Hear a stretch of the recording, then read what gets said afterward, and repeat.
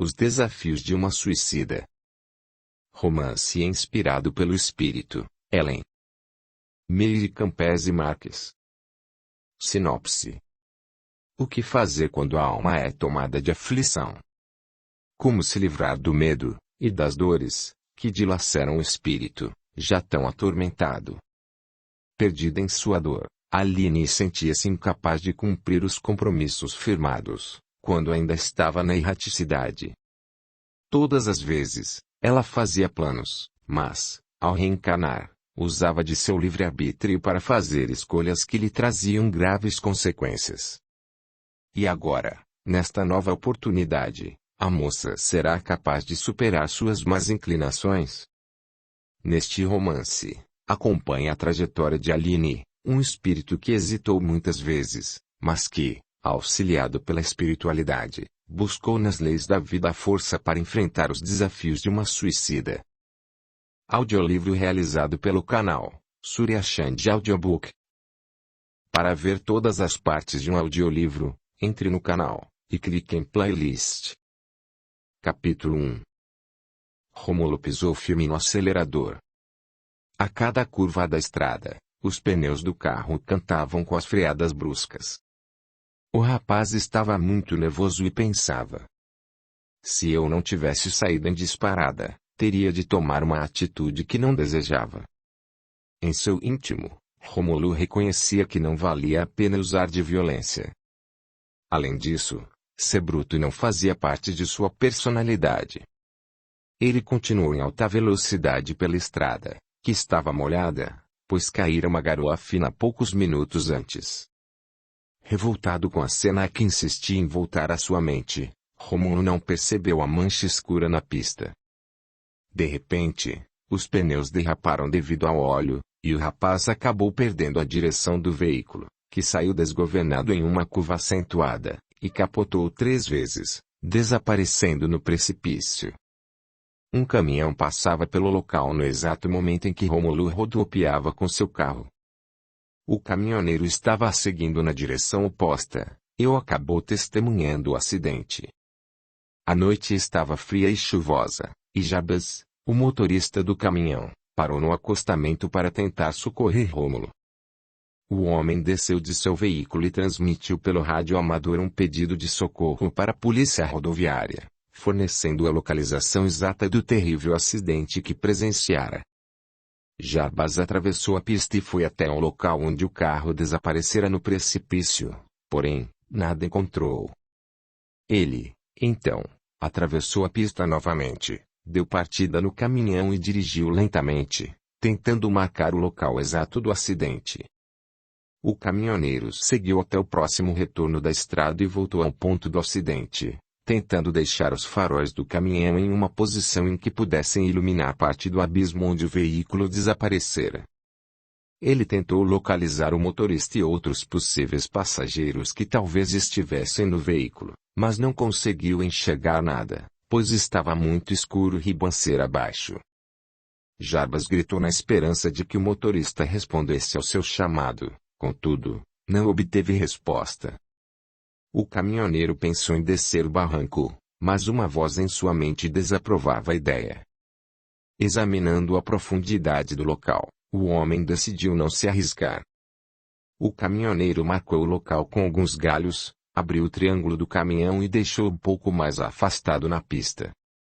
Em seguida, ligou o pisca-alerta para que, desta forma, o resgate encontrasse com facilidade o local do acidente.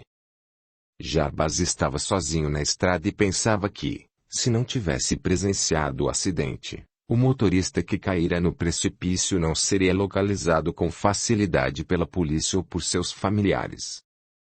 10 minutos depois, uma viatura do resgate encostou atrás do caminhão de Jabas, que narrou o que presenciara e os informou sobre o fato de o motorista ainda permanecer dentro do carro. Os bombeiros conheciam bem o local e sabiam que aquela área era de difícil acesso para o resgate. Um dos homens pediu ajuda pelo rádio, e, após alguns minutos de espera, um grande caminhão do Corpo de Bombeiros chegou ao local trazendo longas cordas e iluminação adequada para a ação que seria necessária. Naquele momento, A chuva começou a cair com maior intensidade, e Jarbas entrou na boleia do caminhão para esperar a chuva diminuir. Não desejava seguir viagem sem ter notícias do motorista. Havia nele uma esperança de que a vítima tivesse sobrevivido, mas, pelas circunstâncias somadas à sua experiência de anos rodando pelas estradas, deduziu que dificilmente alguém escaparia vivo de um capotamento violento e de uma queda em um precipício. Jarbas, contudo, era um homem que conservava sua fé e já testemunhara alguns milagres nas rodovias do país. Por essa razão, esperava que, desta vez, também pudesse ser testemunha de um milagre. Chovia torrencialmente, e os bombeiros decidiram esperar amanhecer para descerem de rapel pelo precipício. Não havia mais nada a fazer naquele momento. Durante a tempestade, seria muito arriscado se embrenhar na escuridão. Jarbas deu seu depoimento para a equipe dos bombeiros e, após fazer uma oração com toda a sua fé, deixou o local do acidente. Dentro do que sobrara do carro estava o corpo de Rômulo preso nas ferragens. Os gritos do rapaz foram ouvidos em outra dimensão, o que fez espíritos socorristas chegarem ao local no mesmo instante em que Jarbas estacionou seu caminhão do outro lado da pista. Rômulo não conseguia visualizar a equipe do socorro espiritual, pois estava vibrando em uma frequência muito baixa. Para que o rapaz ficasse mais calmo, os espíritos socorristas tiveram de baixar a frequência, e só assim ele pôde registrar a presença do grupo, percebendo, por fim, que não estava sozinho e desamparado como imaginava. Rômulo foi retirado do local, mas ele não conseguiu registrar a presença do espírito de sua avó, que estava acompanhando a equipe socorrista.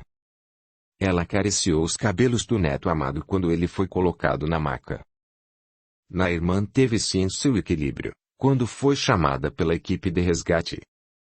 Ela não esperava que Rômulo desencarnasse naquele momento, pois fora informada de que o conjunto de reencarnantes familiares começaria a retornar à casa espiritual na próxima década. Por que Rômulo está de volta antes do tempo previsto? Nair perguntou-se. Ela percebeu que algo estava errado com o neto. Nair sabia que todas as pessoas precisavam buscar evolução e, intimamente, tinha certeza de que o rapaz se desviara do caminho que necessitava percorrer para seu aprendizado. Naquele momento, estava ciente de que ele fora resgatado para não se complicar ainda mais. O estado vibracional de Rômulo e o declínio de sua energia indicavam que ele seria puxado para viver em um ambiente de acordo com o que estava vibrando. Nair estava penalizada com o estado do neto e tentou ajudá-lo, lançando energias luminosas sobre o corpo do rapaz, mas o coordenador do resgate chamou a atenção dela. Não desperdice sua energia, pois ele não registrará o presente que está recebendo. O campo energético de Rômulo está contaminado com a negatividade densa que ele vibra. Desculpe, Muriel. Gostaria que Rômulo registrasse a energia positiva e pudesse seguir para a colônia renascer. Gostaria muito de mudar a energia do meu neto. Sinto muito, Nair, mas Rômulo está onde se colocou. A vibração dele o tornou um polo atrativo para o mesmo campo vibracional. Ele foi retirado antes do tempo previsto para seu aprendizado. Precisamos ter paciência e esperar que ele dê um sinal de que está reagindo. Quando isso ocorrer, prometo que descerei até o local em que ele estiver para resgatá-lo.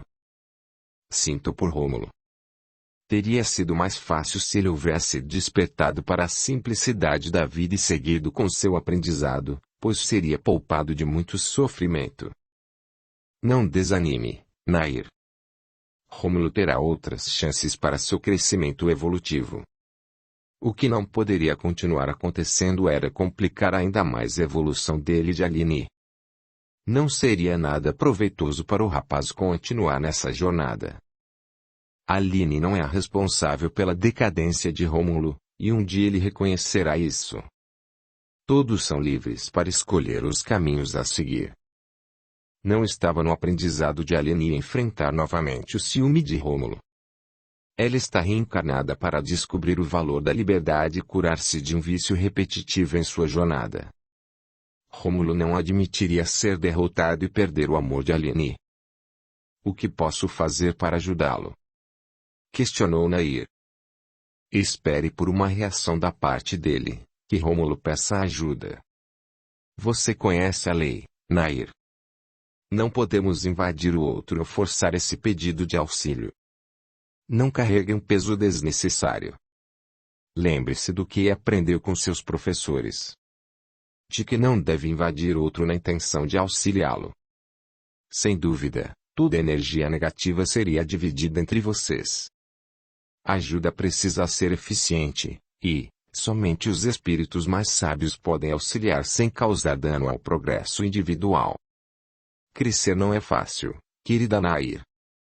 Não se complique com as leis que regem o universo, pois você pode acabar perdendo tudo o que já conquistou. Às vezes, a benevolência atrapalha nossa evolução. Neste momento, não posso me arriscar a ser expulsa da cidade em que vivo, pois não foi fácil me tornar uma habitante daquele lugar. Desejo que Rômulo se torne um morador da colônia Renascer, Muriel. Porque travamos nosso caminho. Por ignorância, Nair. Não no sentido pejorativo da palavra, mas por não sabermos como funciona a evolução espiritual. A densidade vibracional do planeta encobre a mente dos encarnados, e os espíritos, então, passam a ignorar a necessidade de seguirem as leis universais. O grupo de resgate passava acima da zona umbralina e estava a caminho da colônia Renascer. O deslocamento de Rômulo foi involuntário em direção à faixa em que ele vibrava. Nair fez menção de segui-lo, contudo, ao sentir a vibração negativa daquele campo energético, foi em frente com a equipe de resgate. Olhando para baixo, onde o espírito de Rômulo se deslocava com rapidez, Nair despediu-se dizendo: Tente reagir, querido. Acorde, Rômulo. Saia desse lugar como um vencedor. Ciúme não é um sentimento positivo. Você não é dono de ninguém, e Aline não lhe pertence. Você só tem a si mesmo para continuar sua jornada pela eternidade. Reaja à negatividade deste lugar e depure seu campo energético. Nós vamos ajudá-lo, Nair. Em breve, ele reagirá a esse estado negativo deprimente. Ninguém que conheceu a luz se sentirá bem na escuridão. Ele voltará para casa. Acredite. Rômulo será novamente um morador da colônia Renascer. Essa é a vibração que farei até ele despertar e sair do umbral. É a única forma de ajudá-lo sem me envolver na energia negativa e densa na qual ele escolheu permanecer, Nair concluiu. Faço o mesmo por Aline. Ela também necessita do seu carinho, Muriel pediu. Não me esqueço de nossa querida Aline.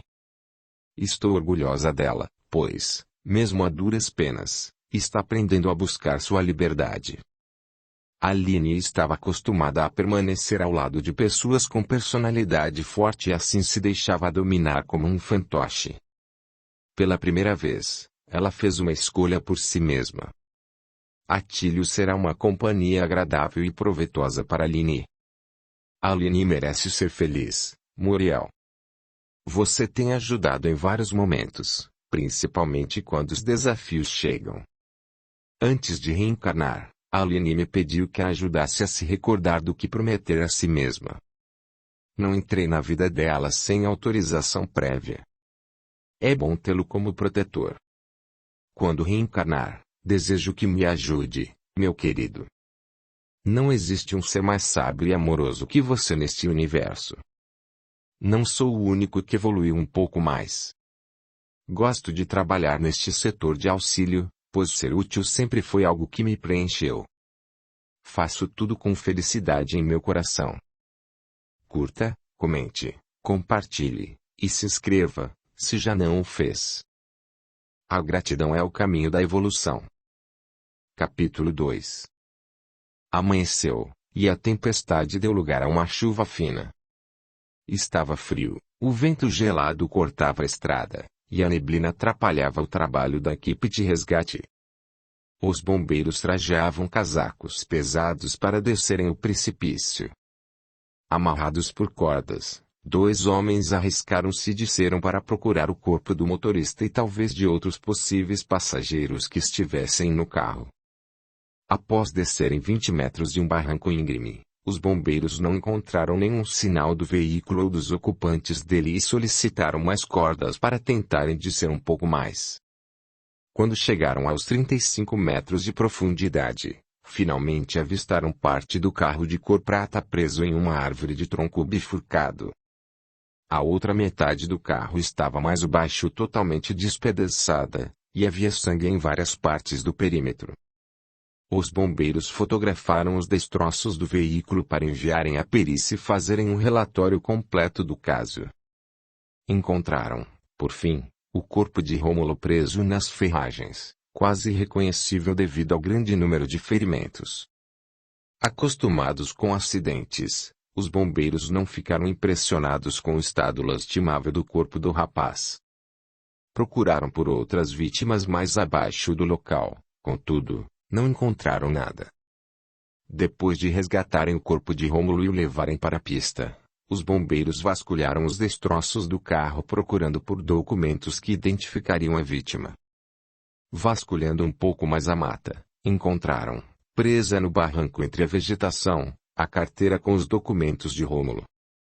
Os bombeiros, por fim, voltaram à pista dando por terminado o resgate daquela manhã fria de inverno na BR-116, na rodovia Regis Bittencourt. O corpo de Rômulo foi levado ao IML da cidadezinha de Cajati, no estado de São Paulo. A polícia recebeu o relatório da equipe do Corpo de Bombeiros e ligou para um número que parecia ser do endereço da vítima, mas ninguém atendia. Dessa forma, fui obrigada a notificar a polícia do estado vizinho, o Paraná, para encontrar alguém que respondesse pelo corpo de Rômulo Alves. A Polícia Rodoviária Paulista fez o chamado para a polícia de Curitiba, que se responsabilizou por entrar em contato com a família da vítima. Em poucas horas, um guarda rodoviário bateu na porta do apartamento de Rômulo, contudo, não encontrou ninguém no endereço. O policial tinha também nas mãos o endereço da noiva de Rômulo e resolveu seguir para lá. Ele estacionou a viatura em frente à casa indicada e apertou a campainha. Pouco depois, surgiu uma bela moça acompanhada de uma senhora. O policial apresentou-se cordialmente e percebeu que as 2 mulheres estavam aflitas com sua visita. Elas apresentaram-se ao guarda rodoviário, e, depois que ele perguntou se elas conheciam Rômulo Alves, Aline afirmou que era noiva dele. As 2 mulheres convidaram o policial para entrar na casa para evitar, assim, constrangimentos perante a vizinhança. Aline estava nervosa, e Laodiceia, a mãe da moça, estava com lágrimas nos olhos. "O que está acontecendo?" perguntou Laodiceia. "Acalme-se, senhora. Sua filha me disse que é noiva de Rômulo Alves.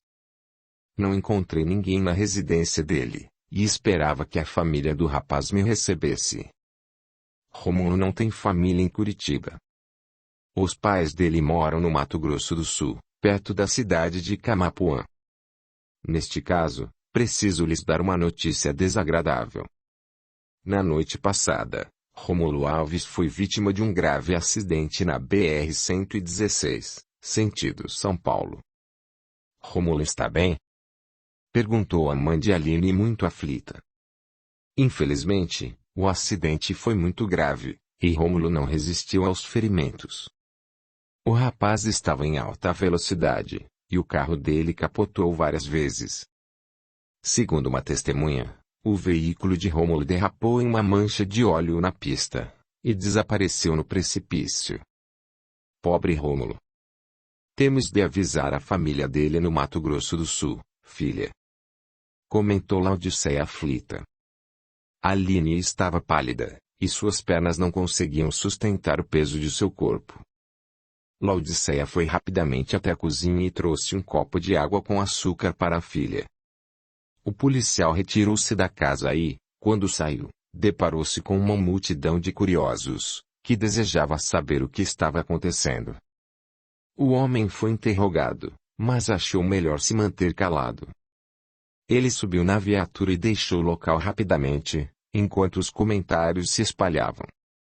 Os vizinhos queriam saber o que ocorrera com a família, e aglomeraram-se em frente à casa de Aline. Laodiceia cuidou da filha até ela ficar um pouco mais calma. Aline ficou deitada no sofá da sala. Quando se lembrou de que precisava fechar o portão, Laodiceia abriu a porta e assustou-se com a multidão. Ela perguntou: "O que está acontecendo aqui? Por que toda essa gente está parada aí esperando uma explicação?" Reni, a vizinha e amiga de Laodiceia, perguntou em nome de todos: "O que a polícia veio fazer aqui?" Laodiceia achou melhor acabar com a curiosidade do povo, antes que saíssem inventando inverdades, e disse: "A polícia informou que Rômulo sofreu um acidente de carro." "Como ele está?" perguntou Atílio entre a multidão. "Infelizmente, Rômulo faleceu." Laodiceia sentiu que Reni tinha ficado agitada. Ela gostava muito de Rômulo, porque o rapaz sempre fora gentil e paciente com ela, que tinha a idade avançada. Atílio, conhecendo a língua caluniadora de Reni, deixou rapidamente o local, temendo que ela falasse dos sentimentos do rapaz por Aline. Laodiceia entrou em casa atordoada, desejando saber como estava Aline. Não encontrou a filha na sala, então, a procurou na cozinha e na área de serviço, mas também não a viu lá. A mãe estava cansada para subir a escada até os quartos, por isso decidiu chamá-la.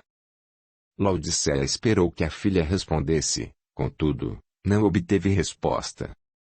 A mulher decidiu subir para ver o que a filha estava fazendo no pavimento superior do sobrado, e, ao tentar abrir a porta, descobriu que Aline se trancara no quarto.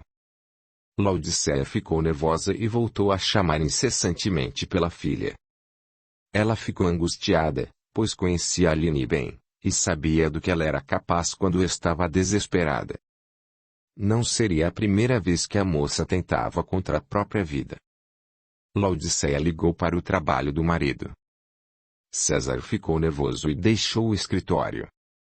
Estacionou o carro na garagem e estranhou os olhares das pessoas, que estavam na rua conversando em grupinhos, espalhados pelos portões das casas. César era um homem nervoso. Quando encontrou Laodiceia chorando e sentada em frente à porta do quarto da filha, perguntou: "O que faz aí? O que está acontecendo?" "Rômulo morreu, e Aline não quer abrir a porta do quarto." "Meu Deus! Talvez seja tarde demais para nossa filha." "Rômulo o quê?" "Não temos tempo para explicações neste momento. Seu amigo está morto, e Aline pode ter cometido outra loucura novamente. Rápido, abra essa porta antes que..." César bateu na porta e também não ouviu resposta. "Não há outro modo de tratar essa menina. Terei de derrubar essa porta. Chame nosso vizinho Claudionor. Ele tem força e me ajudará. Não quero dar assunto para esse povo falar de nossa filha. Eu ajudarei. Juntos, nós colocaremos essa porta abaixo. Rápido. Antes que seja tarde demais para ela. Tenho medo do que encontrarei atrás dessa porta." Disse o pai de Aline, com o semblante assustado. César e Laodiceia chutaram a porta com força várias vezes até que conseguiram danificá-la ao lado da fechadura. Os dois deram mais alguns chutes, e a porta finalmente se abriu. Aflitos, encontraram Aline deitada e desfalecida na cama. Ela não respondia aos estímulos para despertar do desmaio. Laodiceia encontrou do outro lado da cama um vidro de calmantes que seu médico receitara para insônia. Era um desses calmantes de venda controlada, de tarja preta. O vidro estava vazio. Como ela encontrou esse vidro de calmantes? Eu escondi dentro da minha bolsa, que deixo no guarda-roupa de nosso quarto. Ligue para a emergência. A Aline ainda está respirando. Nossa filha é fraca. Você deveria ter ficado ao lado dela, depois que recebeu a notícia da morte de Rômulo. Não me culpe. Não sabe o que se passou nessa rua hoje. Laodiceia ligou para o resgate, e os 10 minutos de espera pareceram uma eternidade para os pais de Aline. A ambulância trazendo os paramédicos chegou. Eles realizaram os primeiros atendimentos. Depois, partiram apressados para o hospital. César seguiu com seu carro atrás da ambulância. Laodiceia acompanhou a filha. O povo, que ainda estava na rua, se aglomerou para ver o que estava acontecendo e ficou penalizado ao ver o estado de Aline. A notícia de que mais uma vez a moça tentara contra a vida se espalhara rapidamente pelo bairro. Em sua casa, Atílio estava preocupado. Conhecia bem a fraqueza de sua amada e não esperava por esse desfecho triste por um beijo roubado na noite anterior. Eles moravam na mesma rua. Agnes, a irmã de Atílio, entrou em casa e contou ao rapaz sobre o ocorrido com Aline, a moça de que ele gostava desde a infância. Agnes percebeu que o irmão estava muito nervoso e perguntou: "O que você tem com essa Aline? Por que essa preocupação toda? Essa moça nunca deu sinal de que corresponderia ao seu fascínio por ela. Saia dessa, meu irmão. Quer viver ao lado de quem não deseja continuar neste mundo. Somos apenas amigos, Agnes." Foi ela quem saiu naquela ambulância? Sim. Ela estava muito pálida, parecia morta. Os vizinhos comentaram que Aline tentou o suicídio novamente. Devia amar muito o noivo. Pobre moça. Atílio pegou a chave do carro e seguiu para a porta. "Aonde você vai, meu irmão?" "Preciso pagar algumas contas no banco. Mamãe me pediu antes de seguir para o trabalho essa manhã. Quero uma carona até a casa da Lilian. De lá, iremos para a escola. Marcamos de almoçar juntas hoje." "Mamãe deixou?" "Sim, ela até me deu dinheiro para pagar o lanche e o refrigerante." "Então se apresse. Vou ligar o carro e a espero na garagem." Atílio deixou Agnes na casa da amiga e seguiu para o pronto-socorro mais próximo de sua casa para procurar por Aline. Ele estava angustiado com o desfecho do flagrante da noite passada. Não esperava que Rômulo reagisse daquela forma, saindo como louco ao volante. Esperara receber um soco bem dado após o ocorrido, mas, ao contrário do que imaginara, não aconteceu uma discussão entre os três. Atílio encontrou Aline internada no UTI. Ele não compreendia por que a moça desejara acabar com a própria vida. Estava ciente de que ela não amava Rômulo e imaginou que talvez a moça se sentira culpada em ter correspondido ao beijo roubado. Foi muito azar o noivo aparecer na faculdade naquele momento, pensou Atílio. Desejava conversar com Aline, e saber sobre os sentimentos dela a seu respeito. Atílio estava angustiado. Não era esse o final que desejara para o sentimento de amor que nutria por Aline. Não desejou atrapalhar o casal, pois sabia que estavam noivos. O rapaz guardara o amor que sentia por Aline desde a infância. Naquela noite, contudo, não resistiu e puxou conversa com a moça. Sentiu que havia chances de ser correspondido, de ela sucumbir aos seus desejos e tomou coragem para beijá-la nos lábios.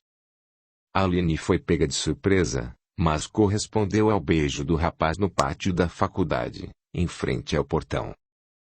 Nesse momento, Rômulo estacionou seu carro e flagrou os dois aos beijos. Capítulo 3. Aline passou por uma lavagem estomacal para a desintoxicação de seu organismo e seu caso era grave. A moça foi levada para a UTI em estado crítico. Os estímulos que os médicos usaram não foram correspondidos. Ela realmente não desejava viver, porém, os médicos não desistiriam da jovem. Fariam uso de todos os recursos na esperança de que ela reagisse. Uma psicóloga foi chamada para conversar com a família. Atílio tentou disfarçar sua presença na sala de espera do pronto-socorro, tentando manter-se longe dos pais de Aline. César não conseguia ficar parado e andava pela sala, conturbando o ambiente. Atílio apertava o boné na cabeça e ajeitava os óculos escuros para não ser reconhecido por César e Laodiceia. O rapaz estava ansioso para ter notícias de Aline. Os comentários entre as atendentes do balcão eram de que uma moça bonita tomara um vidro de calmante e tentara o suicídio. As recepcionistas conversavam entre si de forma discreta. A atitude de Aline deixara a equipe do pronto-socorro revoltada, pois estavam ali para ajudar a salvar vidas. Atílio estava atento aos comentários. Os pais de Aline foram chamados à sala da psicóloga. O rapaz desejou muito ouvir a conversa, mas não foi possível. Discretamente, Atílio entrou no elevador e chegou ao andar do UTI, conforme indicavam as placas nos corredores. O rapaz caminhou como se conhecesse o lugar e, finalmente, encontrou uma placa acima de uma porta larga.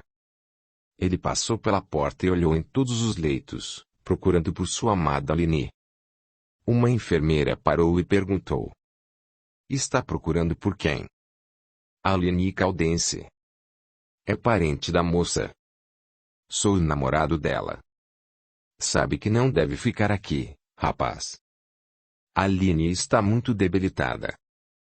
Por favor, deixe-me vê-la. Estou muito aflito. Se não puder vê-la, terei um ataque cardíaco. Eu a amo. Se alguém perguntar, eu não o levei até ela, certo? É um caso de amor e não posso negar essa visita. Espero que você não tenha colaborado para que essa moça tenha chegado ao ponto de desistir da vida. Fale com ela, traga a sua amada de volta. Certo. Os pais de Aline estão lá embaixo e não podem me ver aqui. Eles não sabem do nosso envolvimento. Aline era noiva e terminou o noivado na noite passada. O ex-noivo deve estar arrasado. Ele morreu em um acidente de carro nessa madrugada. Aline se desesperou quando soube da morte dele. Compreendi. Vocês tentaram fazer a coisa certa, e tudo acabou dando errado. Venha se higienizar para entrar no quarto dela. Tenho certeza que essa moça precisa de sua presença neste momento. Atílio fez tudo o que a enfermeira Beatriz ordenou para ficar limpo.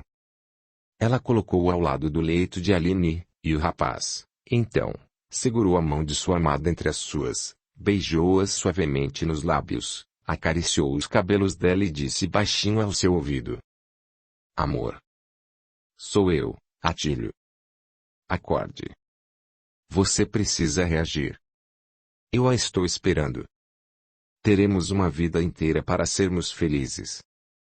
Acorde, amor. Você não teve culpa do que aconteceu." Atílio beijou novamente os lábios de Aline e insistiu: "Reaja. Terminarei a faculdade de administração, e você terminará a sua faculdade de pedagogia. Veja um futuro muito bonito para nós, amor. Reaja. Não me deixe aqui sozinho. Eu a amo e preciso do seu amor para ser completamente feliz."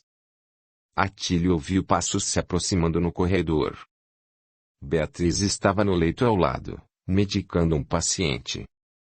O rapaz virou-se na direção da grande vidraça, e viu que os pais de Aline se aproximavam. Para disfarçar, ele começou a mexer no soro e simulou que estava lendo os aparelhos que monitoravam Aline. Beatriz foi ao socorro do rapaz e aproximou-se do leito para aferir a pressão da paciente. Ela falou baixinho para não ser ouvida pelos pais da moça: "Coloque a máscara no rosto e saia do quarto. Eles não perceberam que você é um intruso." Acho que não me reconheceram."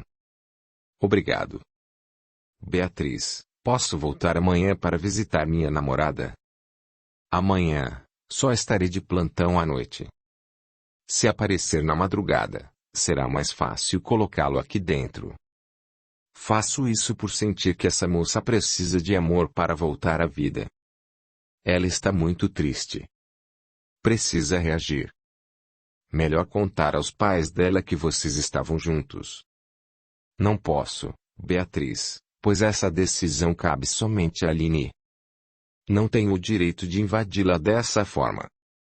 Iniciamos nosso namoro na noite passada, na faculdade, e foi nesse momento que o noivo dela apareceu para levá-la para casa.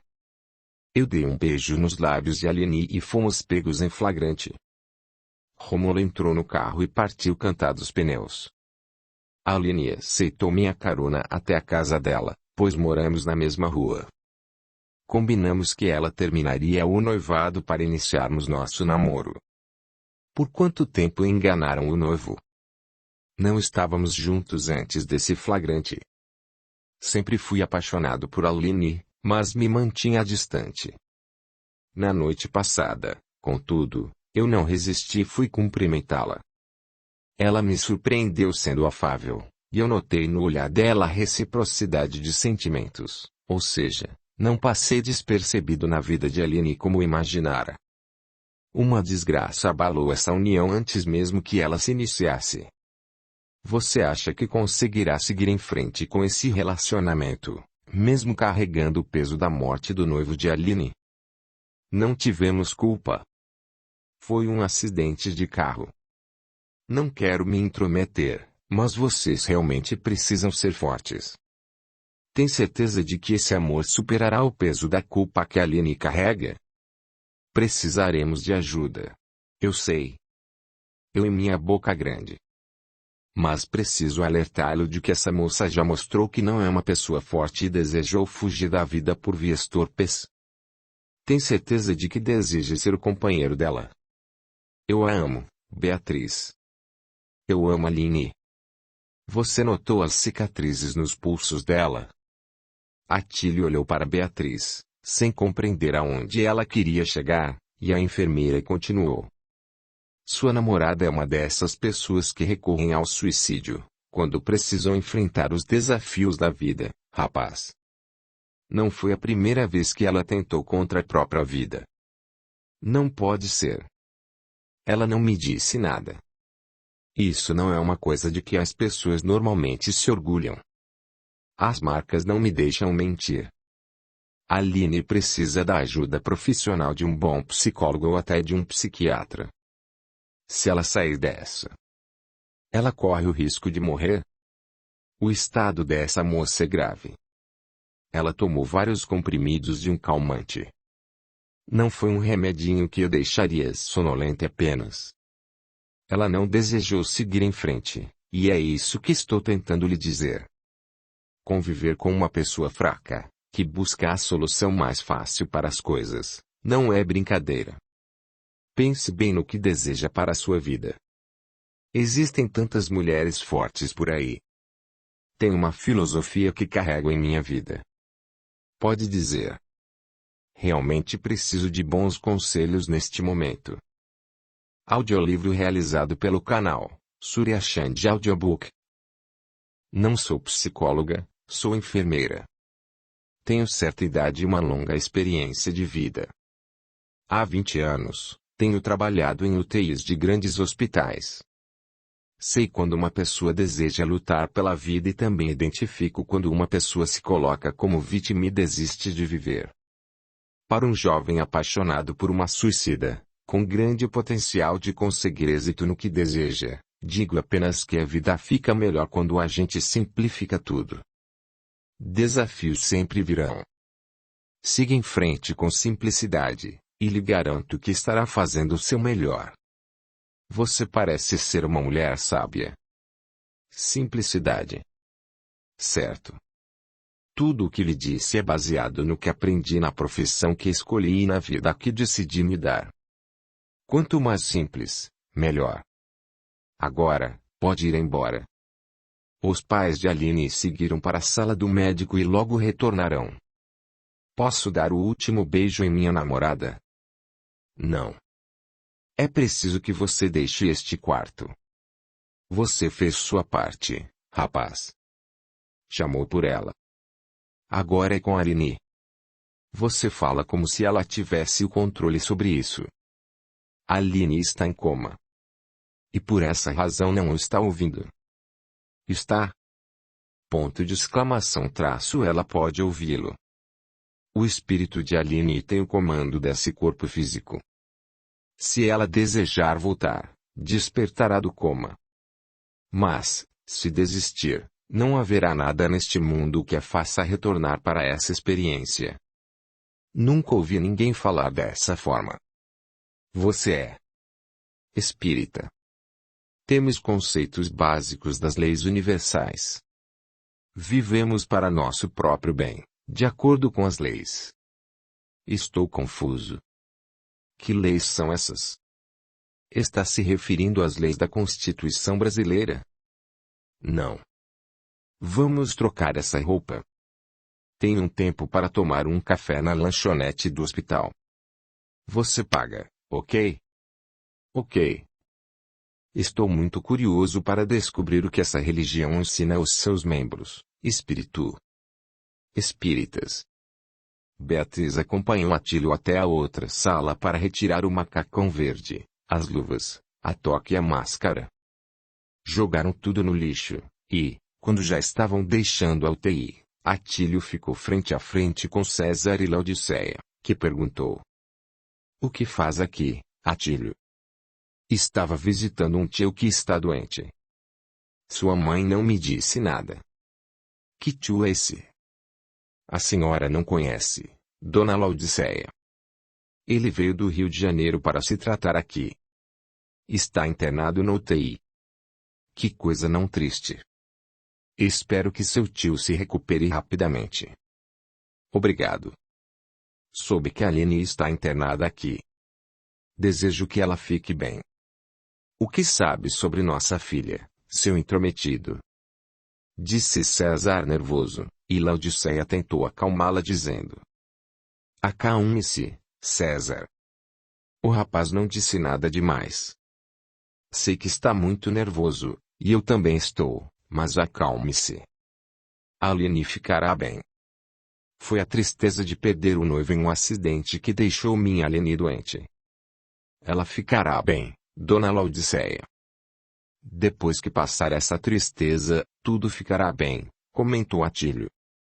O rapaz deixou o local rapidamente, antes que César fosse ríspido com ele novamente. Estava nítido no semblante do pai de Aline que ele estava muito nervoso e contrariado. O casal entrou no quarto de Aline. Laodiceia chorava, e César, nervoso, sentiu vontade de dar uns tapas na filha. Laodiceia segurou a mão da filha e beijou-a com carinho. César posicionou-se do outro lado da cama e acariciou o rosto pálido de Aline. Inconformado, ele perguntou para a filha: "Por que é tão frágil, minha filha? Por que tenta o suicídio a cada vez que um problema surge em sua vida?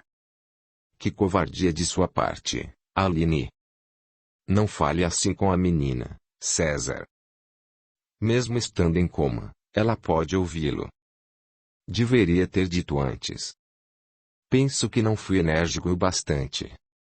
Sabemos quantas vezes essa menina tentou o suicídio. Fui um péssimo pai. E você também não se saiu melhor do que eu como mãe. Não me julgue, César.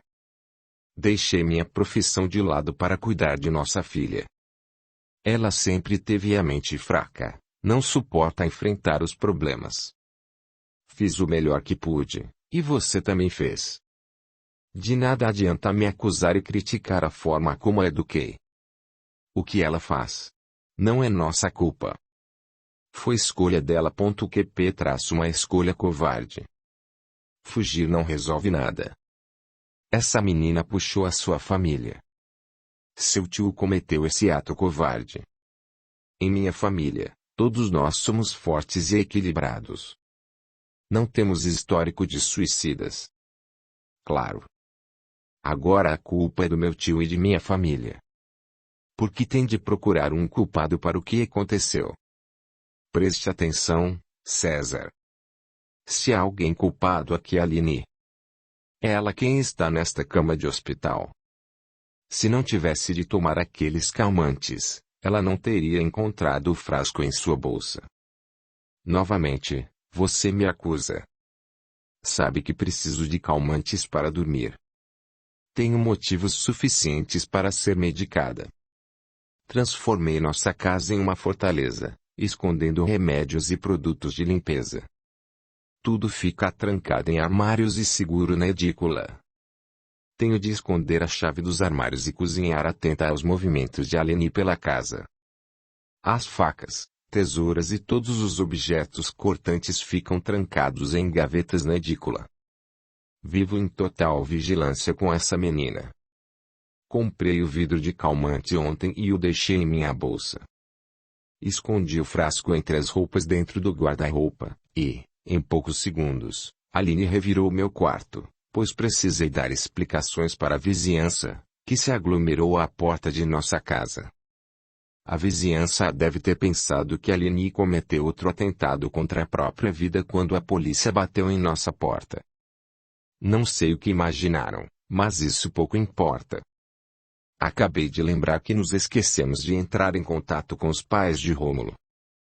Precisamos avisá-los sobre o acidente que o vitimou. Não tenho coragem de fazer essa ligação. Não quero ser o portador de uma notícia terrível como essa. Ligue você para o sítio em Camapuã. Não sabia que você era um covarde, César. Uma covarde como sua filha. Você se vangloria de ser forte e corajoso, mas, no momento de agir, joga sobre minhas costas a responsabilidade. Estou farta de conviver com os dois. Uma enfermeira aproximou-se do leito de Aline e ouviu parte da discussão entre César e Laodiceia. Ela pediu para os dois deixarem o quarto, dizendo: precisam deixar a paciente. Aqui não é o local para discutirem. Aline precisa de paz e tranquilidade para recuperar a saúde. Saiam, por favor. Desculpe-me. Você tem toda a razão. Perdemos o senso discutindo nossos problemas perto de Aline. Apenas me despedirei de minha filha, e sairemos em seguida.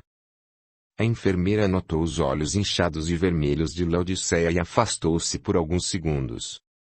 A mãe acariciou os cabelos da filha, depositou um beijo em sua testa e disse: volte para nós, Aline.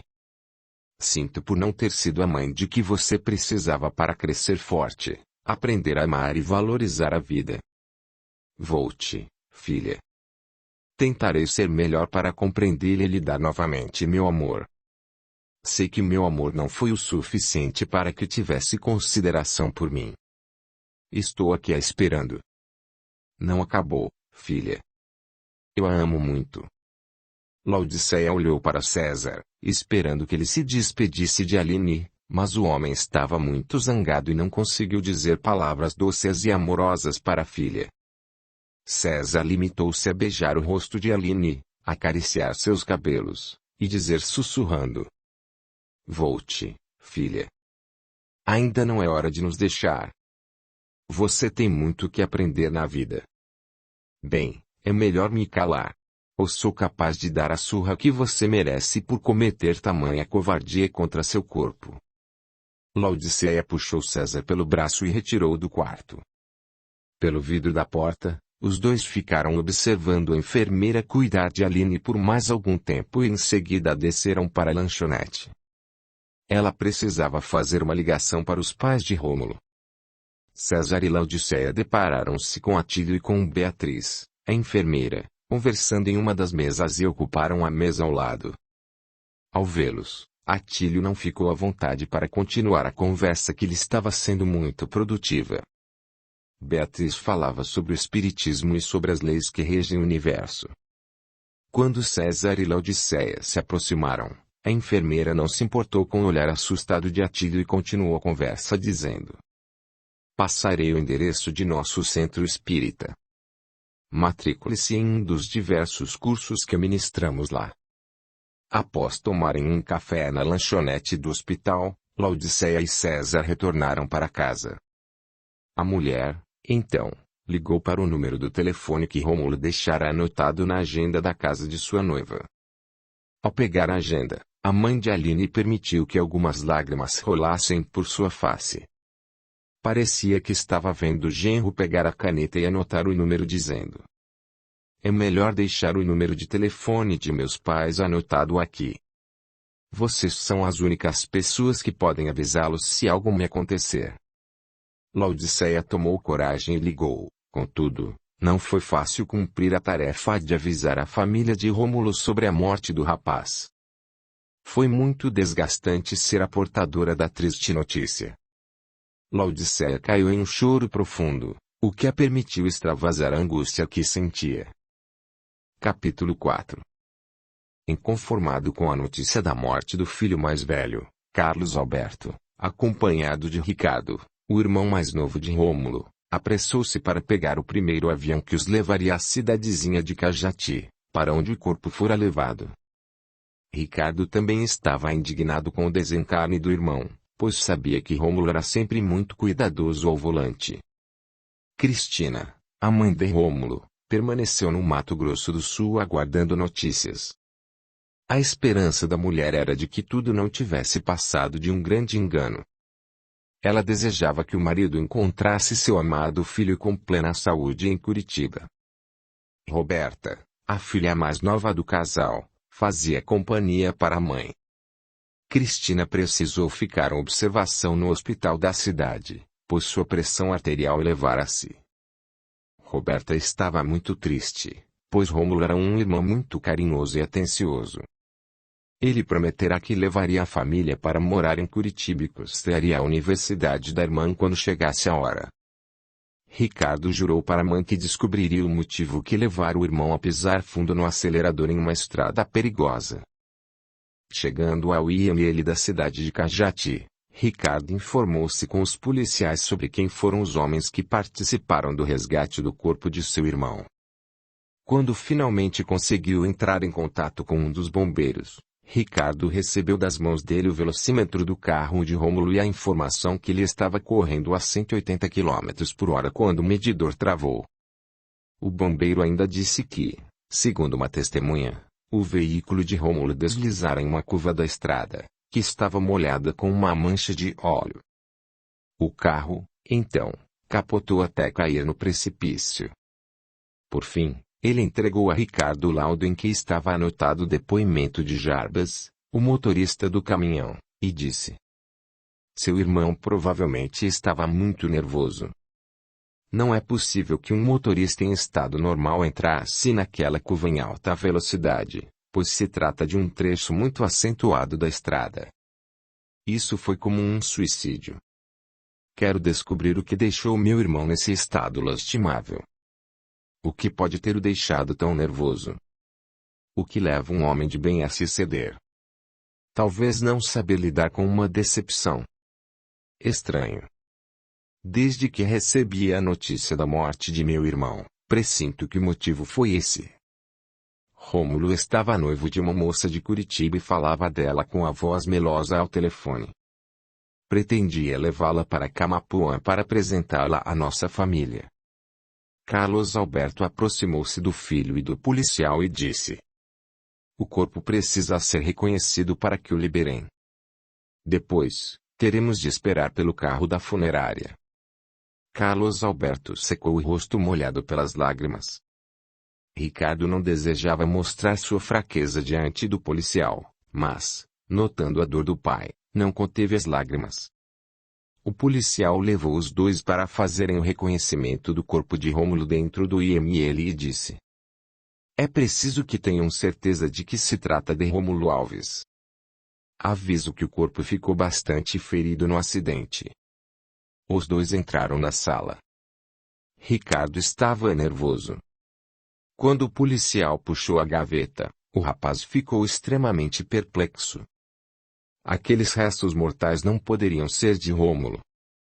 O corpo estava repleto de hematomas e cortes profundos, mas uma tatuagem na perna direita afastou qualquer dúvida dos dois homens. Quando Rômulo fez a tatuagem, os pais ficaram contrariados. Cristina esfregou a tatuagem com tanta força que acabou ferindo a perna do filho. O desenho era inconfundível. Ricardo ficou extremamente chocado e triste e desejou sair dali correndo. A mente do rapaz não aceitava a verdade que estava à sua frente. Ele pensou: Rômulo não pode ter se transformado apenas nisso. Em um monte de carne sem vida e sem expressão. Meu irmão possui uma forte vivacidade. Para Ricardo, faltava alguma coisa naquele corpo que ele não sabia explicar. O policial compreendeu que Ricardo e o pai haviam reconhecido o corpo da vítima. Então, cobriu o corpo e liberou-o para os funcionários da funerária, que aguardavam para iniciar os procedimentos necessários para colocar o corpo de Rômulo no caixão. Carlos Alberto precisou amparar o filho e conduzi-lo para fora da sala. Ricardo teve uma crise compulsiva de choro. Tente se acalmar, meu filho. Temos de ser fortes neste momento.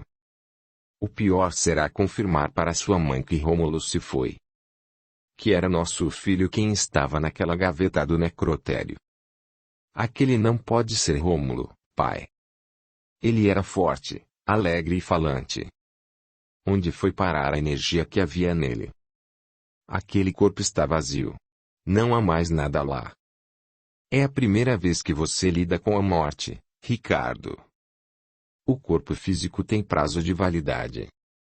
Você está sentindo falta do espírito de seu irmão, que preenchia aquele corpo com uma presença forte e alegre.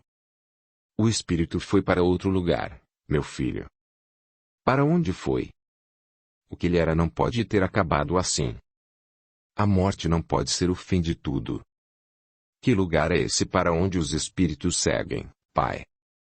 Não sei, mas existem pessoas que podem explicar melhor o que acontece com o espírito, quando ele deixa o corpo depois da morte. Dizem que os espíritos podem se comunicar conosco por meio dos médiuns, que têm sensibilidade para se comunicar com o outro mundo.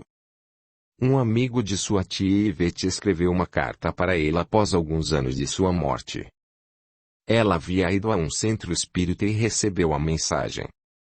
Sua tia disse que até a letra era parecida com a do falecido. Tia Ivete. Mas ela é tão carola de igreja. Nunca pensei que tivesse coragem para entrar em um centro espírita.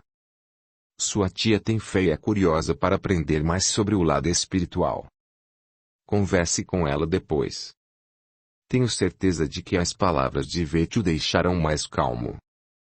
Minha irmã afirma que o espírito segue para um lugar melhor do que aqui. Qualquer lugar deve ser melhor do que aqui. Estamos rodeados de dor e sofrimento. Só vejo tristeza à minha volta, pai. Que pessimismo é esse, filho? Rômulo não gostaria de vê-lo desanimado dessa forma. Lembra-se de como ele gostava de brincar com você? Pai, Rômulo foi o melhor irmão do mundo. Ele era incrível. Por que teve de terminar dessa forma? Prometo que descobrirei o que levou meu irmão a perder o controle. Quero conhecer a noiva dele, saber se foi ela a responsável pelo descontrole de Rômulo. Talvez ela apareça no velório em nossa cidade. Dona Laodiceia afirmou que o marido seguirá para Cabapuana a tempo de comparecer ao sepultamento. Não será desta forma que descobriremos o que aconteceu com Rômulo. Quero entrar na vida dessa moça sorrateiramente e descobrir tudo o que aconteceu com meu irmão. Também desejo, se isso realmente for possível, que Rômulo conte em uma carta o que aconteceu com ele. Vamos ver se esses espíritas estão realmente falando a verdade quanto a essa comunicação. No fim da tarde, Carlos Alberto e Ricardo pegaram carona no carro da funerária até o aeroporto mais próximo de Cajati e seguiram para a cidade de Registro. O voo fretado partiu do aeroporto em direção a Campo Grande e durou aproximadamente 1h50. O avião pousou, e um carro funerário levou-os até Camapuã. 2 horas depois, chegaram ao local do velório. Não foi fácil para os familiares e amigos de Rômulo despedirem-se do rapaz. Cristina estava inconsolável. Carlos Alberto esperou por César e sua família e já estava perdendo a esperança de conhecê-los naquele dia triste.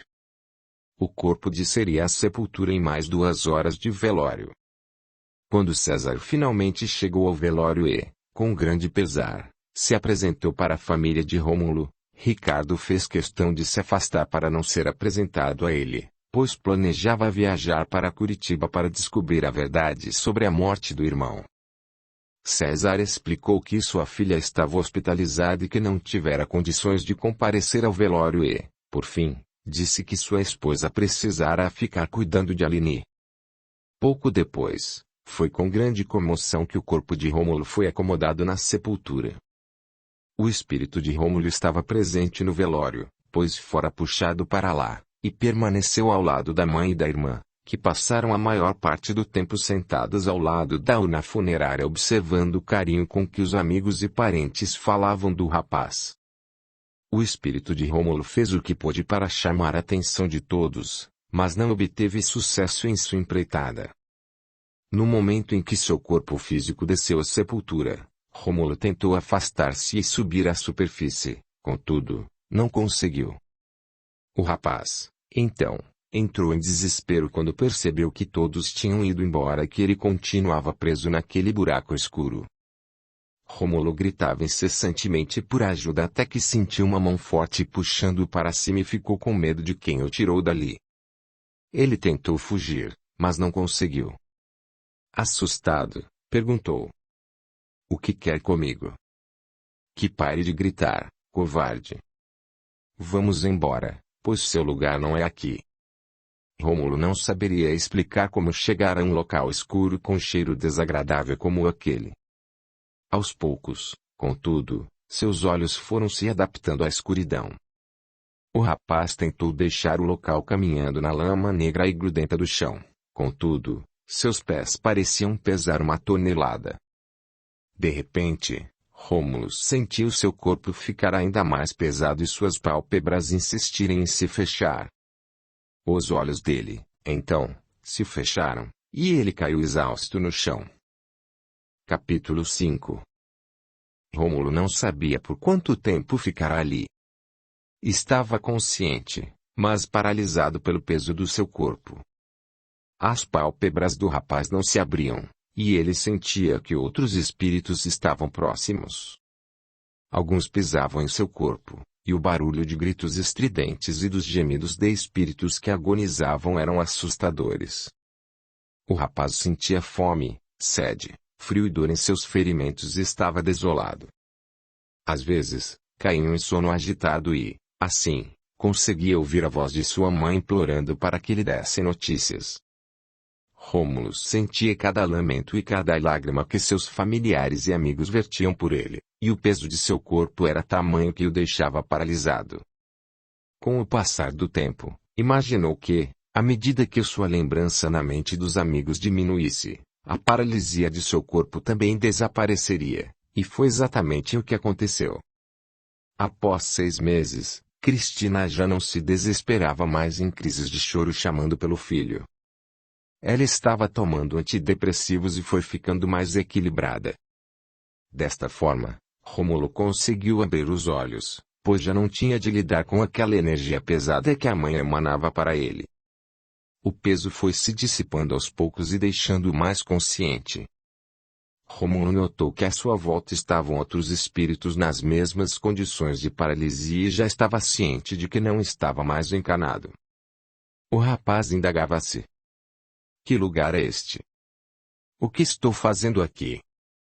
Não estou morto, afinal, tenho ouvido os lamentos de minha mãe e de meus familiares. Sinto-me vivo." Quando finalmente conseguiu se sentar, Rômulo olhou para a lama que estava grudada em seu corpo, desejou ficar em pé e procurou os ferimentos de suas pernas. O sangue insistia em jorrar misturando-se à lama com cheiro podre. Ele passou as mãos sobre o peito, apalpou os braços, deslizou a mão até as costelas e sentiu que elas estavam quebradas. Tocou na testa e retirou de lá cacos de vidro que haviam se estilhaçado quando ele bateu violentamente a cabeça contra o para-brisa do carro, o que o deixou apavorado. Havia vermes em todos os seus ferimentos, o que provocou náuseas no rapaz. Ele levantou-se com dificuldade e foi procurar água para se limpar em algum canto daquele lugar escuro, mas apenas encontrou poças de água suja, como se ali escoasse um esgoto. Rômulo estava com tanta sede que não resistiu e tomou a água. Depois, lavou o rosto e passou um pouco de água na cabeça. Os ferimentos arderam, e o odor fétido piorou muito. Rômulo continuou ouvindo gritos assustadores, e, de repente, Alguém o segurou pelos cabelos, puxando-o para um canto com pedras. Ele ficou muito assustado e tentou levantar-se. Não foi fácil se desvencilhar daquele ser asqueroso, e ele sabia que o sujeito estava totalmente fora de controle. O rapaz continuou se perguntando: o que estou fazendo neste lugar? E ouviu acusações de que era um suicida. Eu não sou um suicida. Disso Rômulo tinha certeza, afinal, não desejara morrer ao volante de seu carro. Quando ouviu as acusações, reagiu afirmando: foi um acidente. As vozes não se calavam e em muitos momentos estavam dentro de sua cabeça. Suicida. Elas gritavam sem piedade. O medo que Rômulo sentia acabou criando seres horripilantes, que o perseguiam por todo aquele campo escuro. Rômulo não sabia que os seres eram criações de sua mente. Alguns deles tinham 4 metros de altura e tentavam esmagá-lo com seus pés gigantescos. Rômulo não desconfiava de que era preciso administrar os pensamentos, tentar manter-se equilibrado, mas estava longe de aprender qualquer lição que aquele lugar pudesse oferecer-lhe. Quando se recordava de Aline, o rapaz ficava furioso. Se estivesse encarnado, não sentiria essa fúria na mesma intensidade. Ele tinha muito para aprender e nem de longe imaginava que os espíritos tinham a zona do sentimento amplificada, ou seja, se amavam demais. O sentimento de raiva se transformava em ódio, e Rômulo odiava Aline com toda a sua força. Todo o amor que sentira se transformara em ódio, e ele desejava vingar-se. E foi assim que as coisas, que já não estavam boas para Rômulo, começaram a piorar. Ele não reagia positivamente, o que o impedia de ser notado pelo grupo de espíritos socorristas, que estavam ali para resgatarem os espíritos que estivessem esgotados e se rendessem, pedindo sinceramente por ajuda. Se não estivesse com uma vibração energética tão baixa, Rômulo talvez pudesse entrar na zona umbralina e seguir para um posto de socorro por lá. Nair, a avó de Rômulo, esperava que o neto reagisse positivamente e deixasse aquele sanatório repleto de dementados. Na esperança de ajudá-lo a expurgar os sentimentos negativos, ela enviava energias positivas para o rapaz, mas ele não registrava a presença da energia benéfica emanada. Energia esta que seria o remédio que iniciaria a mudança em sua mente negativada. Nair procurou por Muriel, seu professor e conselheiro, e foi até o departamento de auxílio na cidade no primeiro nível evolutivo. Muriel, desejo lhe falar. Estou ficando preocupada com Rômulo, pois ele está demorando muito para reagir. Gostaria que meu neto pudesse sair de lá. Preciso de sua ajuda, meu estimado conselheiro. Estou ciente de seus desejos, Nair, mas nosso amigo ainda não expurgou o que necessita para dar um passo para fora do sanatório. Enquanto não der um sinal de que está tentando modificar seu modo de pensar, não poderemos retirá-lo de lá.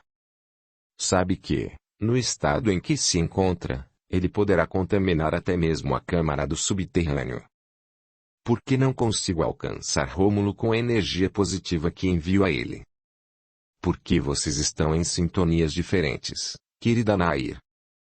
Rômulo não dá abertura para nada que seja positivo.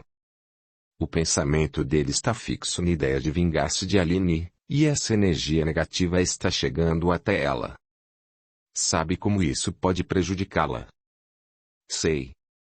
Então, seria melhor levarmos Rômulo para a colônia de socorro, pois, assim, também conseguiríamos ajudar Aline, afastando a energia negativa que chega até ela e a prejudica.